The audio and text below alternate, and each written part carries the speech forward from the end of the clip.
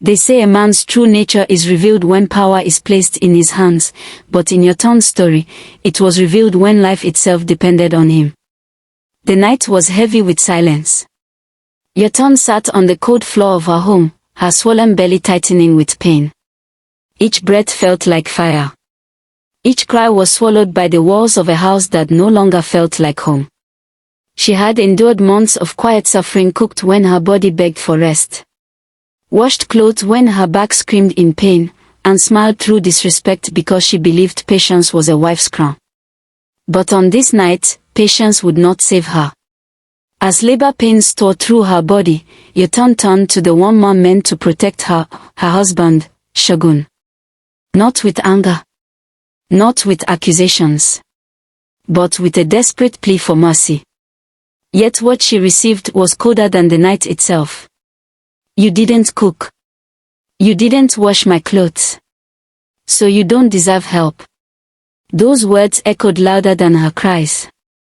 Neighbors gathered. Tradition was invoked. Humanity was questioned. But Shagun stood unmoved, a man with ears that heard, eyes that saw, and a heart that refused to feel.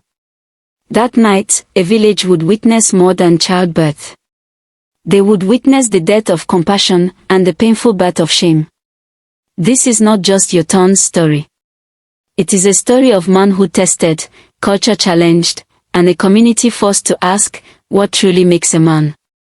Yetunde had married Shagun with hope glowing in her heart. In the early days, he was quiet but respectable, firm but not cruel. The elders praised him as disciplined. The women said Yetunde was lucky. But marriage has a way of removing masks. When Yetunde became pregnant, something changed. Shagun's words grew sharp. His eyes became impatient. Her growing belly, instead of awakening tenderness, seemed to annoy him. A woman does not stop being a wife because she is pregnant, he would say. So Yetunde endured.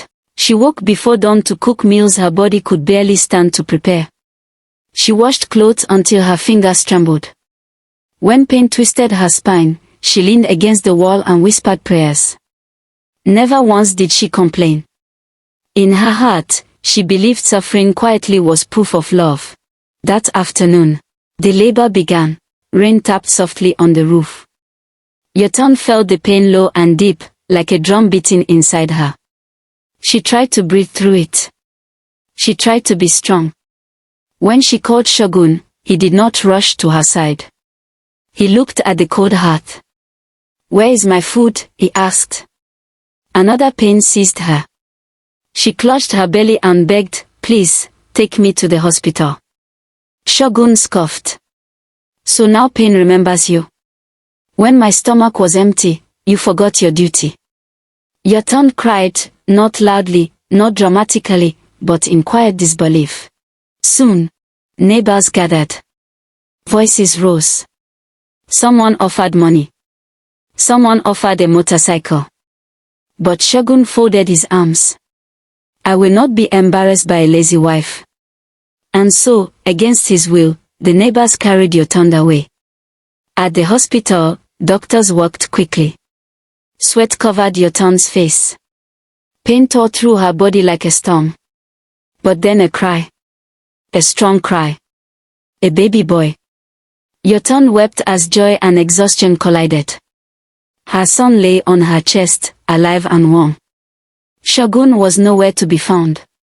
News spread like wildfire. Women shook their heads. Men whispered in disbelief. Children asked questions adults could not answer. When Shagun finally arrived at the hospital, pride still clung to him. Yetunde turned her face away. Her mother's voice cut through him like a blade. You failed her when she needed you most. Even the nurses looked at him with disgust. He left the hospital heavier than he arrived. Days later, the elders summoned him. The village square was silent as he stood before men who had built families, buried loved ones, and learned humility through life. One elder spoke slowly. A man who cannot protect life has no right to call himself a man. Another added, strength is not cruelty. They disowned him publicly. That night, Shagun slept alone. For the first time, silence spoke back to him. He remembered Yetunde's eyes, her shaking hands, the cries he ignored. Shame settled in his chest like stone. When she returns home, his voice was no longer proud. He knelt.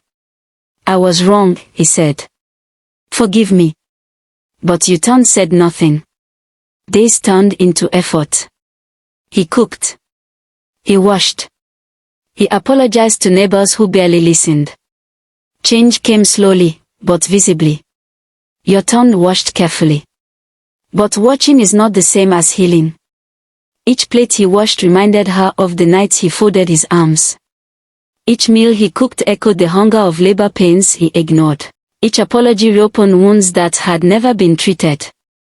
Her heart was wounded. And this time, it chose to stay closed. When Shagun finally asked her to return as his wife, Yetunde looked at him, not with anger, but with a calm that frightened him more than rage. "You learned too late," she said quietly.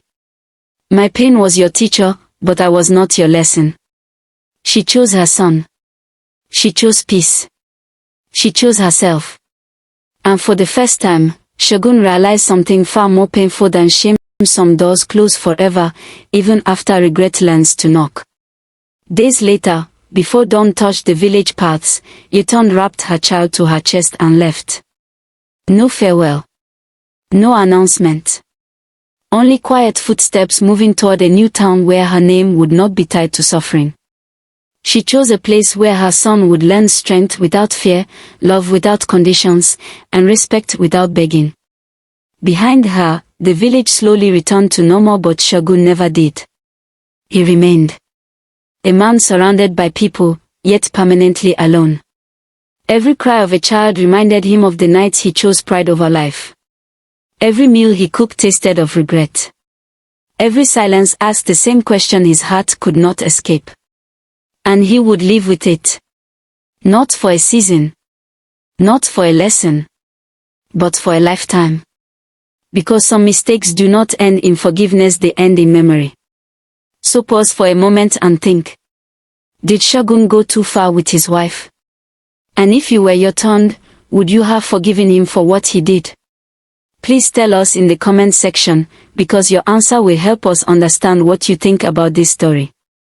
If this story moved you, challenged you, or made you reflect, don't forget to like, subscribe, and follow for more powerful African tales that speak truth, culture, and life. Because some stories are not just told, they are meant to stay with you. See you in my next video.